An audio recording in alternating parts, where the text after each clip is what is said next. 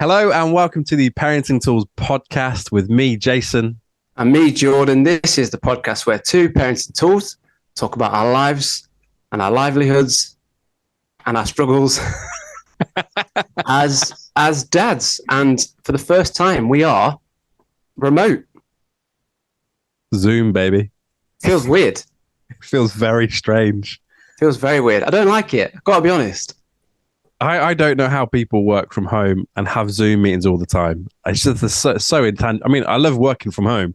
It's just the intangibleness of not being with people. Yeah. It's hard to read body language when you can only see from the nipple up. It's a lot more freeing in the trouser department. Please don't stand up.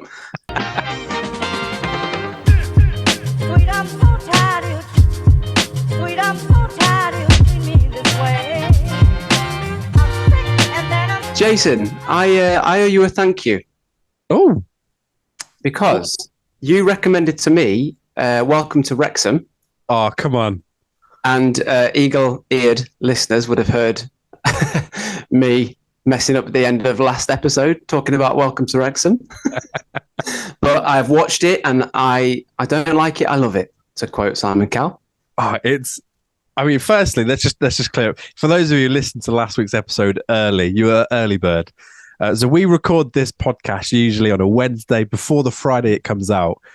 I happened to be in Centre Parks on last Thursday when I remembered, just as we were getting back to the lodge late in the evening, and I went to I haven't finished the podcast for Friday for tomorrow. And so whilst at Centre Parks, trying to tether from my phone, uploading the podcast, and also on top of that, having a child who didn't want to sleep and was having a meltdown. That's why we ended up with many mentions for the Wrexham. But I'm glad you got there. If anything, I'm loving it. Yeah, and on that note, if you do watch on YouTube, we apologise for last week's episode being a bit late. As Jason mentioned, he didn't have a good connection and we just couldn't upload it. Trying to upload 8 gigabytes via my phone doesn't really work. It doesn't work. But yeah, Welcome to Wrexham. I'm really enjoying it. And that chap that you mentioned with the kids and his missus leaving, what a funny guy. Funny, but isn't it emotional? Yeah, you can tell that word. You can tell that he is heartbroken and devastated, but is just maintaining, not saving face, that's not the right word, but he's maintaining a positive outlook. And to hear him say, you know, my kid is 8 years old and I've never spent time away from him. And now I only see him half of the week was heartbreaking. Heartbreaking. Yeah, completely. And one thing that I noticed when we were watching the last episode, who's the guys that own it? It's Ryan Reynolds and Rob McElhenney. Rob McElhenney. Every single time it cuts to a video of him in his house, he's with his son. Yeah. And it's almost like he's doing this project along with his son. And I just thought that was really, really cool. Like he's taking his teenage son along with it. And like they're playing FIFA together as the terrible football team. But all these behind the scenes shots are happening whilst he's around his family. And I thought that was really cool. Also, him and his family visited Sheffield the other week. So just shout out. Did they? They did. Saw it on a random picture on Reddit. You not fancy tracking them down? Thought that'd be a bit creepy. Do you not think? We should go to a Wrexham game. I'm down. Parenting Tools pod away at Wrexham. Jordan, how's your week been, Jordan? What's happened? So what has happened? So my little boy is decided he doesn't want to sleep through the night anymore. So he's had one of those decisions. That's fun. It's absolutely ruining me. It's just so tiring, isn't it? I'd kind of forgotten how bad it can be because we had a few weeks of really good sleep with both of them. But yeah, he's just getting up at 3 o'clock. He's getting up at 4 o'clock, coming into our room and getting in bed with us. So what's the tactics here like? So if he's waking up you put him down at 7ish. That's a complete guess there. So we have done a parenting first recently. We have got out a star chart. Come on. It's a smiley face stamp that we put on it because he would never stay in his bed. He was always getting out of his bed every night. So we went for a star chart and he's going to bed really well. He still gets out maybe twice at a push, but he was like 4 or 5 times before. Yeah. But the star chart has worked really well. And I think it was a friend of the podcast, Amber, that recommended that to me. I could be wrong. So thank you to Amber or whoever it was. And part of his star chart is to stay in his bed in the morning with the grow clock turning yellow.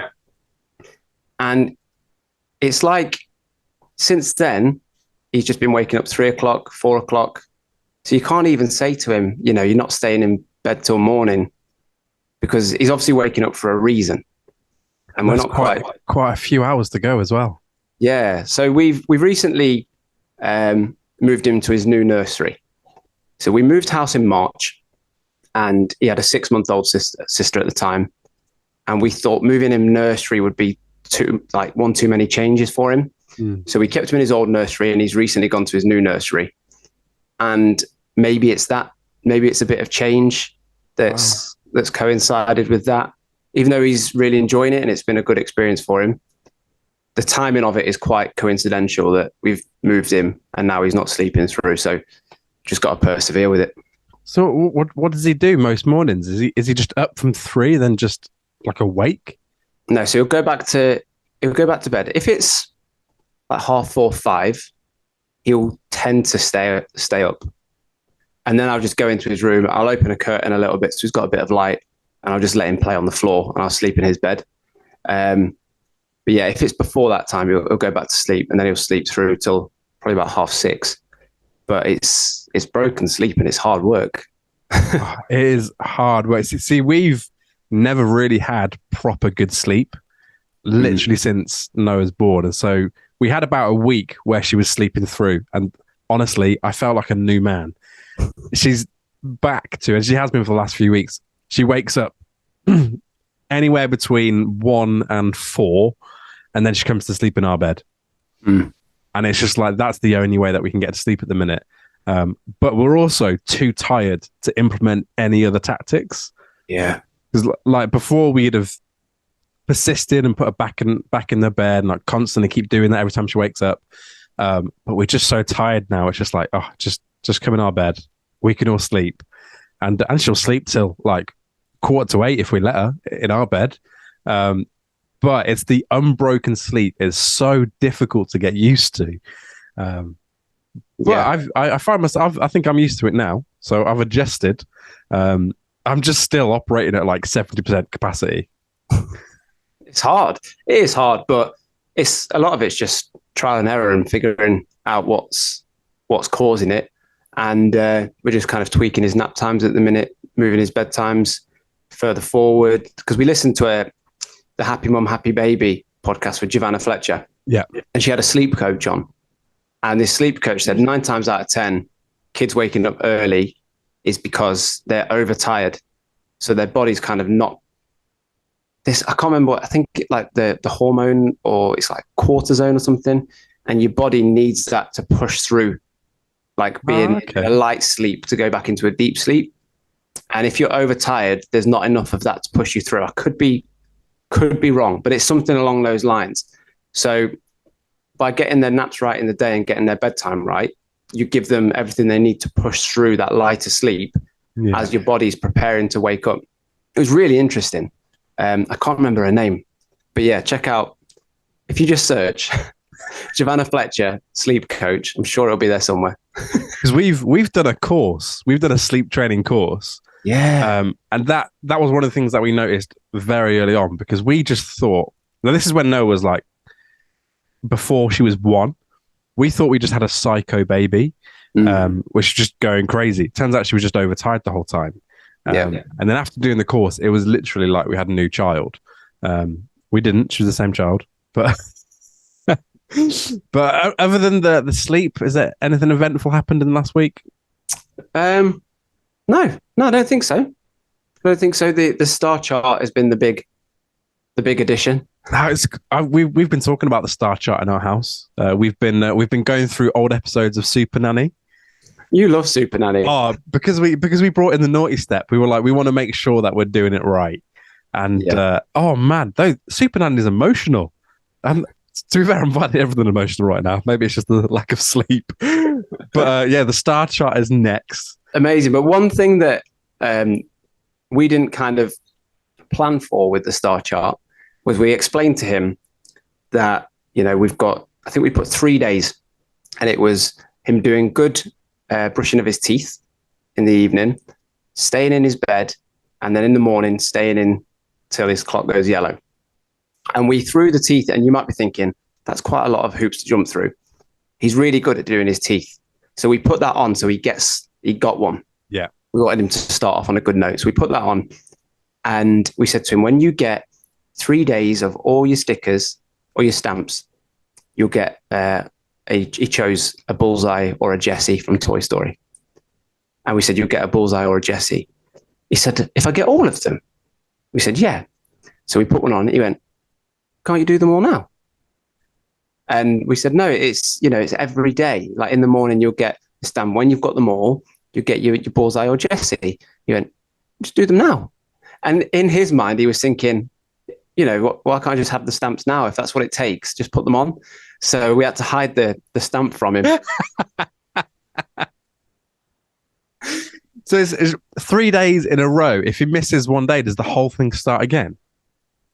So I don't know, actually, because last night was the last night, and he failed with staying in his bed, and I was gutted. So he stayed in for 10 minutes, and I was just about, because Leanne was out, I was just about to text her and say he stayed in, and I heard his door, and I was gutted. I thought, like he's undone it all. So that was last night. So today's a new night. I don't know what we're going to do.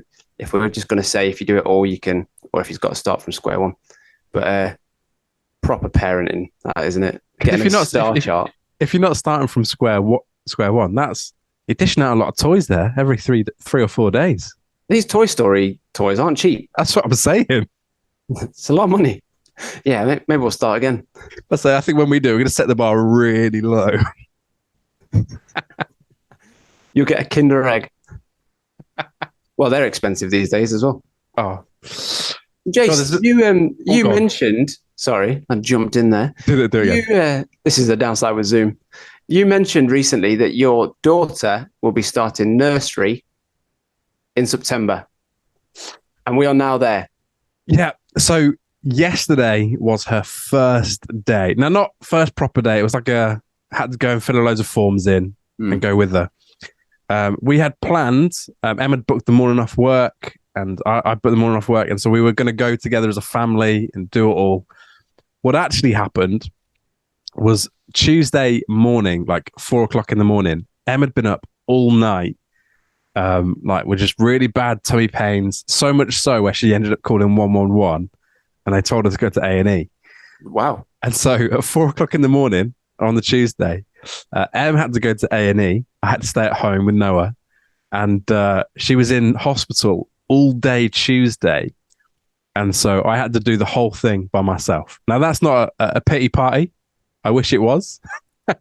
No, it's not ideal for first day that you've planned. Not ideal, but also then I'm panicking because I'm like, I didn't actually have much of the information. It was all on Em. She had all the information of where we had to be, what we had to do, what we had to take. And now she was literally uncontactable. That was it. She was pretty much out of it most of the day. And so we just had to wing it. And, getting ready. And like in the morning, Noah wakes up and she's like, where's mummy gone? And I've had to go, oh, mummy's not feeling very well. She's in hospital. And she goes, oh, give mummy a big kiss, make her feel better. And I'm like, that's really sweet, but it's going to take more than that. That's medically a silly suggestion. But like trying to talk through that and like help your child understand, like, and thankfully Noah's got like quite a good memory of hospitals, and so she understands, and she was like, okay, let's crack on. We might see mummy later, we might not. Anyway, we get to nursery time, and Noah's been brilliant all morning, and then I go, okay, Noah, it's time to go to nursery, let's get your shoes on. And she just ignores me. I'm like, no, I know you can hear me, because it's time to get your shoes on. And then she gets up silently and just walks to me. And just like, oh no, I can already feel this being quite difficult. Anyway, we walked around. The nursery's only around the corner. So we literally just walked, put her on my shoulders. That was lovely. She was telling all the colours of the car. We got into the nursery, and literally as soon as we got in, she just stopped talking.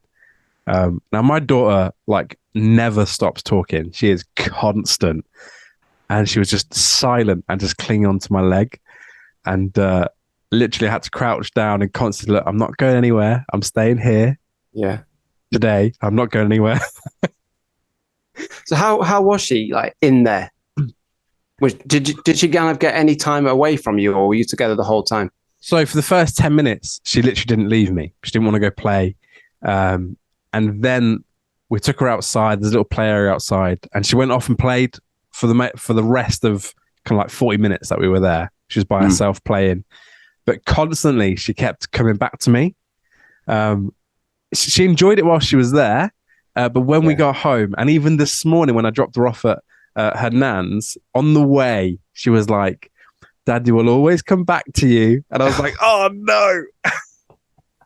And so like, we tried to explain and like let her know, like, next week you're starting nursery properly, and it's like when mum and daddy go to work, we'll always be at home waiting for you to pick you up. And it's like you can see it like processing, but we're kind of like just preparing ourselves really just to have an upset kind of daughter. She might love it after a few days, but it's now just like the emotional battle of we're leaving her there, and then we're going to pick her up. And she's only going for 2 mornings a week so far, so it's not loads, but still, it's still quite emotional. And so it kind of went well. Still not as looking forward to next week. There's a big spanner in the works, and Em's all right now. Yeah, she's home now. She's still recovering. Not really found out what it is, but she's doing much better. And at least now I'm not the only one going, we're going to take you to nursery and leave you there. Yeah. Oh, bless her. Oh, bless her. So when we put our kids into nursery, they were babies and they couldn't speak. So even if they were hating life, they couldn't tell us. From what I've gathered, and like this seems to be the pattern, when you put them in a lot earlier, they just get used to it a lot quicker. And it could be because they can't tell, but I think it's maybe because they're more like potatoes and they don't really know what's going on. And then it's just part of life then. The difficulty is because our daughter's been looked after by either me, my wife, or my in-laws, literally up until she's been 2. So 2 full years of no one else but us. Not necessarily out of choice, but because that's what the doctors recommended. And so it's like she's got used to just that being her life. And now she can comprehend, she understands. That's probably what's making it more difficult. And from talking to people, like we're expecting just her to be upset for the first term. And then hoping it just clicks into place. I don't know what to do if she's still upset, but we've got our nursery now. They've got this app called Family. Oh, and it's amazing. They upload pictures of the kids. They put what they've eaten and how much they've eaten, when they've gone to sleep and when they've woken up. So the first time we put our little girl in, she is, I've said this before, very much a daddy's girl. And if I'm holding her, even sometimes I go to pass her to family members, she'll just cling on to me. So I passed her to the nursery.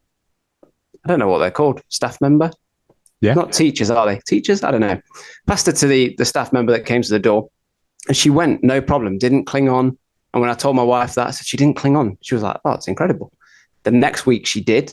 Oh. She really clinged on to me, clinged on. And I was a bit like, not upset, but I wasn't so like happy about it as I was the previous week. So I just went on this app. I thought, see what she's up to, look at some pictures of her having a good time, seeing what she's eating. And that really helps me just kind of, she's all right, she's fine. Because you know they're going to be fine. And that's the thing. You know it is. As soon as she calms down, she's going to be fine. She's going to love it. She loves other children. She loves playing. She's going to be fine. It's just the extra layer where she's like made it more emotional. You've just got a 9-hour wait to find out if she's fine. Yeah. Oh, well, sure. Today on the podcast, we have a special guest. We do have a special guest this week. We've got Dan Blythe joining us, who is the Global Director of Youth Alpha. But before we speak to Dan, I've got a story that's come in. Oh, come on. From Instagram. So this has come from Chris with a K. I like the clarity there. Callum with 1 L and Chris with a K. So this has come from Chris with a K, kicking K. And he put, my little boy, well, he started off with this, of all the stories I could share with you, ... So I knew it would be a good one when I saw that. He says, my little boy just started to pat my leg and then rub his hands on mine like he wanted to hold hands. Him being 3 and not always being physically affectionate, I was very happy and grabbed his hands tightly. And then I realized that he had biscuit on his hand and he was trying to get it off. So his little boy is rubbing his hands and his legs. He thinks, oh, this is a nice moment. Turns out he's just rubbing his biscuit all over him. Then he says this, as this was 8 a.m. and I don't remember giving him a biscuit, I asked him where he got it. And before I finished asking him, he stood there with his hand outstretched to me, and now my hand covered too, and he gently said, it's poo, Daddy. My shorts that I was wearing to work were covered in poo, as was my hand. Happy Tuesday.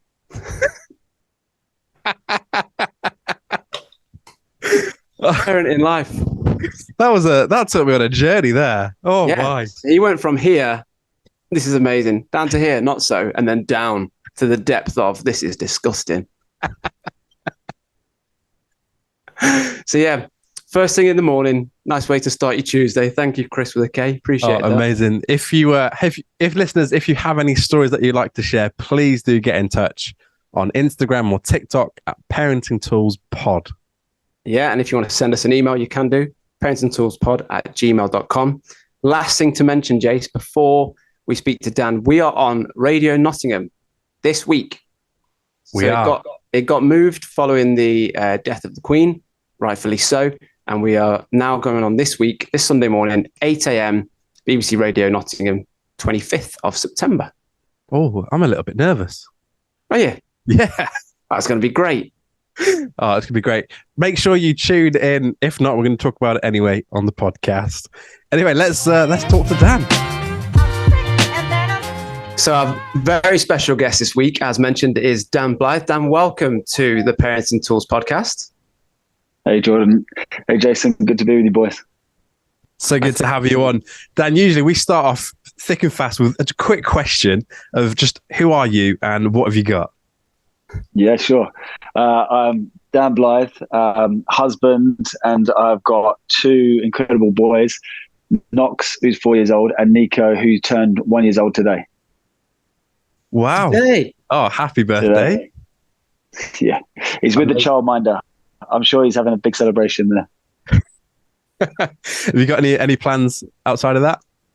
Yeah, well, we had like presents and a bit of a cake thing this morning, and then we'll do something tonight. Not that he's aware of what's going on, and then we've got a little party for him on Saturday. Superb. So you've got 2 boys, Dan. How is that? Because I've got one boy who's 3, and he is just an atomic bomb of energy. How is it? Have you got 2 energetic boys, or have you got one that's a bit more chilled than the other one? Yeah, I reckon they are both energetic. I mean, one is a bit more chilled, but that's just because he's 1 year old and he can't get anywhere. He's just like trying to hobble across the floor. He can't even crawl yet. But I think as soon as he's walking, they're both going to be running around the place. Yeah, 1 year. That's a great age one. So my daughter's just turned 1.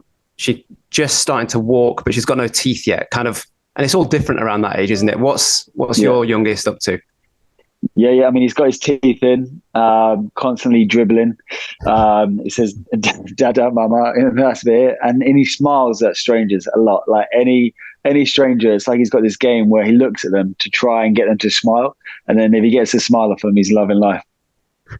Superb. It's such a good age. Such a good age. And how are they together? Do they get on? Yeah, they do. So Knox, the older one, who's 4 years old, is really sort of like looks after him and tries to like play with him. But then as soon as he sees that Nico's getting too much of the attention, like he'll do something to get the attention back on him. So there's this like constant battle of like protecting older brother, but then it's not going to be all about him. It has to be about Knox as well. Oh, I love that. What is what curious about your setup? Like, do 4 years old, is that when they start school? I'm so oblivious to all of this, you can tell. What's the setup? Who looks after them in the week? All of that sort of stuff. Yeah, man. I was totally oblivious to all of this. I've always just been learning on the go. So Knox did a year in preschool where he did have a uniform and stuff, and then now he's in reception in primary school. Yeah, he's like, he's got a teacher, he's making new friends, uniform, and so it's like feels like massive step up for him. But at the same time, when you give him this sort of extra authority and responsibility, he's really stepped up to the challenge. Like he puts his uniform on himself, and like little things don't mean to be too gross, but he has to learn to wipe on himself and stuff like that. He's stepping up in a good way. I can't wait for that day. I've heard the transition from wet wipes to toilet paper is a bit of a shock. Yeah.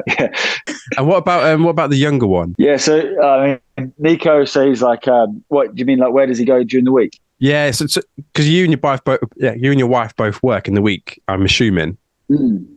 Yeah. So we're really fortunate. So our basic week involves Monday, drop Knox off school and Nico at childminder, and then Charlie's mum comes up from Southampton, stays with us Monday night and Tuesday night, and she looks after Nico on the Tuesday, does some school runs and stuff, and then on the Thursday my mum comes up from Brighton and does the day with Nico there, and then there's a childminder on the Friday. So we can only afford really 3 days of childminding for Nico. Parents help the other days, and we're really blessed to have them. So all our friends who end up leaving London to go back to where their parents are because they got kids, like totally understand why they do that, because it can be really hard sometimes.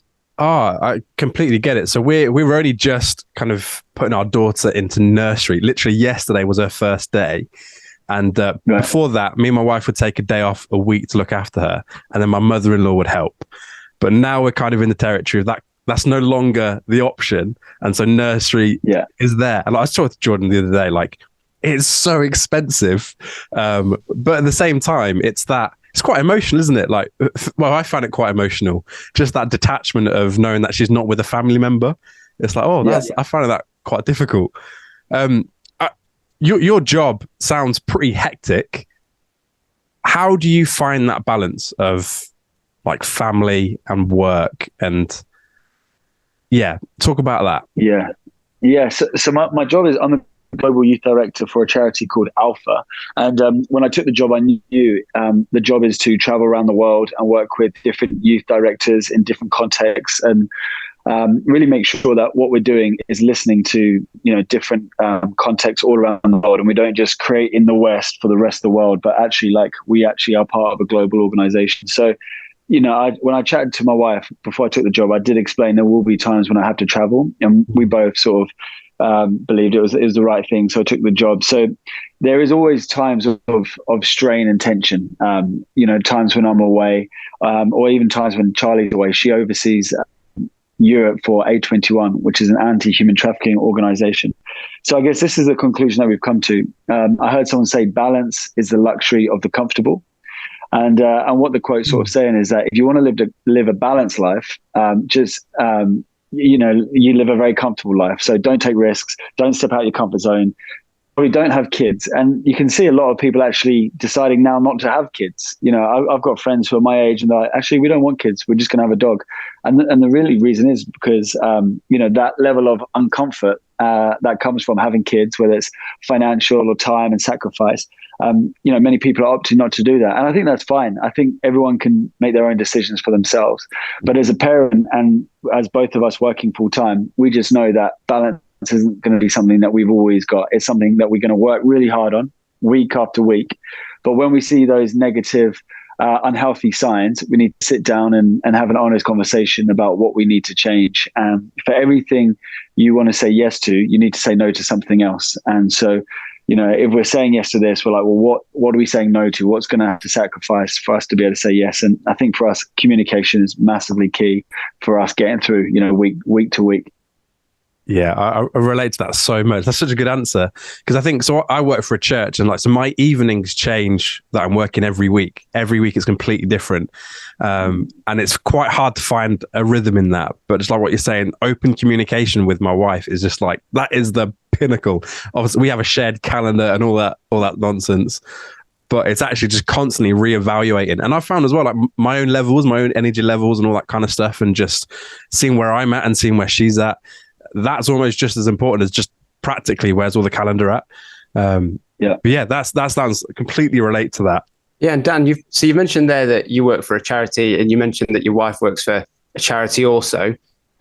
My role within our church that we attend is purely a voluntary one.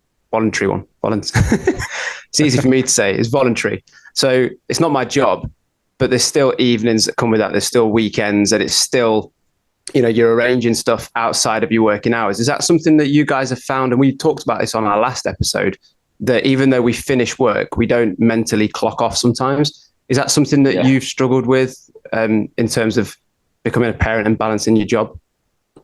Yeah, for sure. I mean, I was a youth pastor. I was a pastor for about 10 years. And now that I've started working with Alpha last year and a half, I actually, it's Monday to Friday, my job, and weekends I can do whatever I want. And me and Charlie, we both serve in our local church now where we do that. And that's all voluntary, just like yourself. And what we've found is that sometimes when you have kids, you've got massive heart to do whatever you can in terms of serving and helping, but your actual capacity is a lot smaller because you've got these kids now to look after, make sure they survive and get through life. And so I think, I guess one piece of advice I'd give to any parent is just because you don't have the same amount of time to give that you used to doesn't mean you don't have the same heart. And so I just say contribute where you can, stay engaged and connected where you can, but don't beat yourself up and feel guilty just because you can't do what you used to do.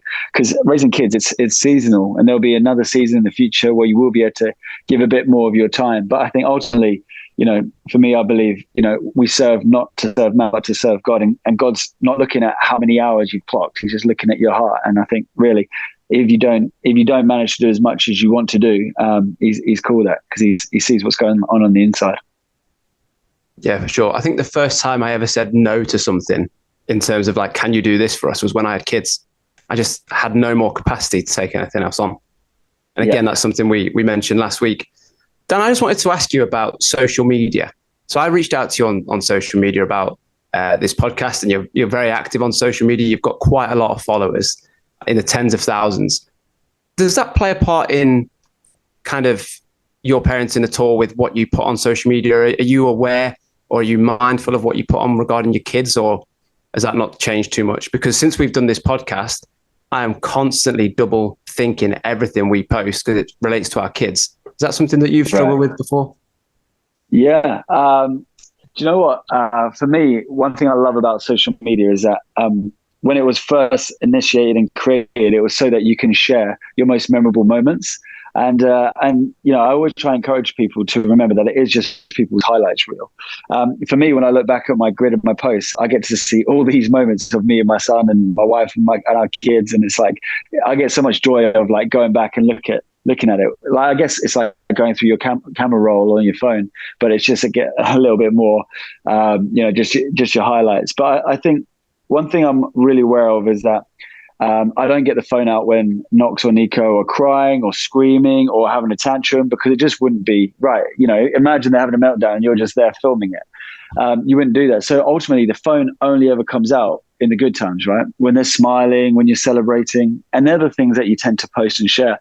And I guess what I'm trying to get at is that my social media feed is just one side, and it's the 10% of these mountaintop moments of celebration and smiles and rainbows and gumdrops and whatever they say. And it's just not real. And so I'm very aware that I am creating, if someone saw that and nothing else, they would think that parenting is easy, that me and my wife are just hitting it out of the park, and that we're nailing it. Well, the truth is that, kind of week to week, we're really just praying and seeking advice from our closest friends and learning from struggles and weaknesses. And so, I don't know if that answers your question, but I just think hopefully the world is aware that when any parent sort of put stuff on social media, there's another side which people have got no idea about, but it's 100% worth it.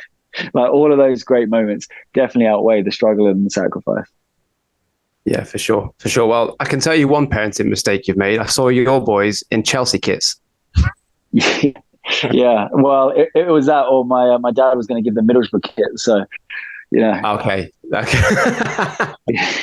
You made the right choice there. Yeah. Tell me, Jordan, or even you, Jason, as well, like when it comes to your like social media, how are you creating stuff mindful that your kids might see it later on in life, or what's going through your mind?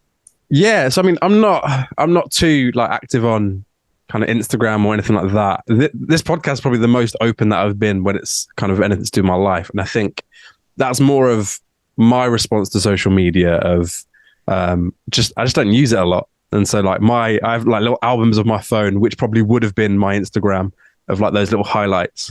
When it comes to the podcast, I think me and my wife particularly, we try to be as honest as possible. Publicly honest as possible with the good and the bad, and that's something that we're trying to bring our daughter up with as well. And so inevitably a lot of my stories will include her, not to overshare, but to be honest and to kind of be real with people. I've kind of grown up in a sphere where, like you said, like similar to social media, but in the real world, people only talk about the good stuff and they don't really talk about some of the difficulties in it. And I think that's kind of the way that we're trying to parent, of that there is bad, but actually there's also good. And sometimes you have to go through the bad to appreciate the good. And so just try not to overshare. Me and Jordan spoke a few times about there's certain things that we don't want to share, especially on this podcast, because we want to keep them to ourselves. And that's amazing. That's great. You know, that's part of being a parent. There's some things that just you're supposed to enjoy. But also probably more the difficult times I find easier to share, because it brings a bit of relief for people to go, oh yeah, I actually really struggle with that. And it's okay. It's fine. What about you, Jordan? Yes, I had a bit of a struggle. So I've not been on social media for a few years. I think partly because I worked in it for a while. So it kind of took the enjoyment out of it for me for a bit. And then just spent so much time on there, just scrolling through, looking at stuff that wasn't feeding me in a good way. So I got rid of it. And then when we brought the podcast back, I brought the social media back, and I think I'm really mindful of not embarrassing my kids. Like when they listen back in a few years and they think, why did you say that? And like this, the stories about poos and kids saying funny things, but really I'm mindful that I want to share things that are generic to kids, not specifically about my kids' personalities. Yeah. Right. Which, they're really young at the minute. So that's not too much of a challenge, but it is just mindful. And I think for me, if we ever get any negative comments on, like, especially TikTok is brutal sometimes. I just think this is my kids and our relationship with our kids. So yeah, I actually got a bit down about it recently when we had one negative comment. I was just thinking, I'm just being honest because we're trying to help people. And I just remind myself that is why we're doing this. It's to have other people listen to the likes of yourself, Dan, saying, we have to sit down with my wife and have an honest conversation about, we're struggling with this, or I'm not making enough time for this, for other people to hear that and say, actually, I'm doing okay. So I'm constantly just reminding myself of the motive and why we do this podcast. If ever it gets a bit too much, because it's a whole new world for me, really. Yeah, love that. That's such good advice. So to just backtrack a little bit, Dan, how did you find the jump from 1 to 2? Again, this is probably more for me than for the listeners. What was that like? Yeah, I mean, it's absolutely nuts. Like, no matter what anyone says to you, it doesn't really prepare you for it. But yet, you do manage just to get through it. Like the joy that the second brings to the household outweighs any negative and sacrifice. But yeah, like again, each day is, like this morning, Nico had to go at 8 and then Knox had to go at 8:30. So it's like, who's doing what run when? Last Sunday, or let's say 2 weeks ago, my wife was working in Madrid. So it was either I look after the kids at home by myself in Madrid, or I get to go to Madrid and stay in the hotel with the kids. I'm like, yeah, we're going to Madrid. So we were just there in the hotel. I was looking after 2 kids. But on the way home, Knox is like crying his eyes out on the plane, saying his ear hurts. We didn't know what it was. And so we get him to bed. And then he wakes up the next morning screaming in pain. So 7 a.m. Sunday morning, go down to the emergency in the hospital. And they're like, yeah, he's got an ear infection. I have to wait 2 hours there to get the meds, because they only open at 9. And then I get back home and it's like 11 o'clock. Then he's on the meds and we're like, right, let's get about what we planned for the day. And it's just like with 2, what no one really tells you is that you just always have to be so flexible, and you need to be ultimately, as much as you can, a really good decision maker. And when I say good, it doesn't mean you're going to make the right decisions all the time, but I think just in the moment to be able to make quick decisions. So it's like, right, he's got an ear infection. His ear hurts. What's the thing? Is it like a bit of cowpole in bed, or is it, no, we're going to go down to hospital tonight? And just to be able to be flexible with your life, and being able to say, oh, we're not going to be able to make that barbecue because this has come up now, and being okay with those sort of things, and maybe letting other people down to keep these two little kids alive. It's just sort of part of it. But it's amazing. We're stopping at 2, but I can see why. I see why people have more. Oh, Did you struggle, Dan, with like the whole lack of sleep with the newborn and lack of sleep in the day with with your oldest as well? Because that really hit me hard. Yeah, I totally did. But I just started going to bed really early, and I know not everyone can do this because of a lot of different reasons. But even now, I put the kids to bed at 7:30, and I'm like, right, babe, I'm going to bed, and I'll be in bed, maybe reading for a bit, or we'll chat and stuff. But we eat with the kids at 5:30. They're in bed at 7:30, and like me and Charlie are sort of in bed by about 8 o'clock, and we've got from 8 till 9 by ourselves. And then 9 o'clock, I'm out. Like I literally say goodnight, and she gets so annoyed because I'm snoring in like 2 minutes, and then I'm up at 5 a.m. when Nico wakes. So she knows that I go to bed early so that I can get up and do the early shift. You just threw away a comment there. A 5 a.m. wake up. Is that the norm at the moment? Yeah, I mean, I don't know what's wrong with the kid, but yeah, if you could have a chat to him, that'd be great. Do you want to I think you're at about 5 a.m. at the moment, aren't you? Oh, I don't know what's going on. I don't know what's happened, but he just wakes up in the middle of the night now and thinks it's morning. Right. It's horrific.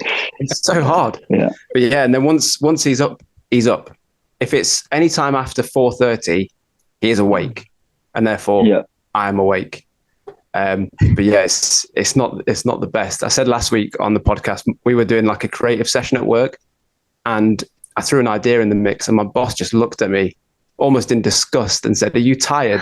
It's like, yeah, I am running on empty today. But you adapt, don't you? You get used to it, and now we're just kind of changing his bedtime, we're changing his nap time, trying to see what works. And something that you actually said, Dan, when we DM'd you about coming on the pod, was that you've learned a lot by failing, and kind of like a little joke there, but a lot of it is trial and error, isn't it? And at the minute with bedtimes, we're failing more than we're succeeding. Yeah, absolutely. That's it. Go along those lines, Dan. What's one of the kind of key things that you've learned, the kind of best bits of advice that since becoming a parent? Yeah. I mean, I feel like I'm always learning. Whenever I'm with another dad and stuff, I'm always just like, oh, what do you think about this? What about that? But both my dad and my stepdad, when I was growing up, they're both amazing men. But like they never were vulnerable or shared about their weaknesses or their failures to me. Like they were sort of like these perfect people, and I guess because they never told me about their weaknesses or their failures, I just assumed that they didn't have any failures or weaknesses, and so they kind of portray this false lifestyle which isn't achievable. So with Knox, I want him to know that I'm not a super dad. I'm not perfect, and when I do make a mistake, Charlie will call me out sometimes in front of Knox, depending on what I've done. So say I've spoken a bit bluntly or rudely, or I've acted in a way, and Charlie will be like, "Damn, that's not cool. You don't want to be doing that in front of Knox." And I'll be like, "Hey, mate, I just did this in front of you, and that's not the sort of dad I want to be, or how I wanted to act." And he's like, "Right, cool." I said, "I'm just going to go and sit on we got this like little step for timeout." We call it thinking time. So he goes for thinking time to think about his behavior. I said, "I'm just going to go and have a minute on thinking time, and then I'll come back." And I don't know if that's wrong or right. I haven't read any books about this or anything like that, but I wanted him to know that, the same rules that we have for him, if there's a behavior which is going to have a negative effect on someone, you have to go in thinking time. And if I act in a way where it's going to have a negative effect on someone, I'll put myself in thinking time. And I mean, he was just buzzing for the whole night. He couldn't believe it that daddy was in thinking time. But that's an example of like how I hope I'll be able to, I guess, live out the rest of my, fatherhood, that, that the boys will know that I'm not a perfect dad, and I'll be honest and open with my weaknesses along the way. I think that's That's so good. One of the things I actually learned from Jordan since doing the podcast, really, we were chatting about like discipline or something, and Jordan just said once, I shouted and then had to go and explain why I'd shouted, and that was a sorry. And the other day, we've been watching Super Nanny just to kind of re-educate ourselves like how to do discipline. We brought out the naughty step. I might change it to the thinking step. That's quite cool. I'm going to change that. But like I got frustrated and I shouted, and I literally had to go and apologize to my 2-year-old daughter and explain the whole thing. Look, this is why I shouted, but it wasn't right. I'm sorry. And then she's like, "It's okay." Oh, amazing, Dan. That's a really great piece of advice there to end on, I think. So once again, thank you for your time and coming on the Parenting Tools podcast. We really do appreciate it. Hope you've enjoyed it. Yeah, thank you so much for having me, guys. Really appreciate it, and keep doing what you're doing. Because I know there's a lot of dads like myself who appreciate what you're doing. Smashing. Thank you so much to Dan.